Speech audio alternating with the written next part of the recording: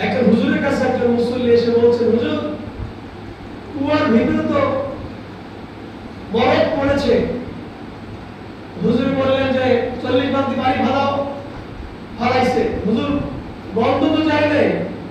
আবার 40 বালতি ফালাও। আবার এসে ফালাইছে, হুজুর গন্ধ তো যায় নাই। আবার 40 বালতি ফালাও। হুজুর গন্ধ তো যায় নাই। এবার হুজুর কয়, বলা বরফ কি ফালাইছো? কয় না। কি ফালাই নাই? কথা বলেন না, আপনারা মনে হয় বেদারে বসে আছেন। কি ফালাই নাই? বরফ না ফালাইয়া যদি 40 বালতি করে পানি সব উঠাই ফেলে, তারপর কি গন্ধ যাবে? না। এই পৃথিবীতে অনেক, কিন্তু অন্তরে যদি বরফ রেখে যদি ঈমানের দাওয়াত দেয়, এই দাওয়াত যদি হেদায়েত করতে পারে না, ঠিক কি না বলেন? এই বাংলাদেশে এজন্য আমি মাঝে মাঝে আপনাদেরকে বলে থাকি, স্লোগানের নাম কিন্তু ইসলাম নয়, লেবাস পোশাকের নাম ইসলাম নয়। আজকে চোর যারা, তারাও লেবাস ধরেছে। আজকে যারা গুন্ডা, তারা লেবাস ধরেছে। কারণ চুরি করতে হলে মুসলিম ভেদ ধরতে হয়। কথা বলেন ঠিক কি না?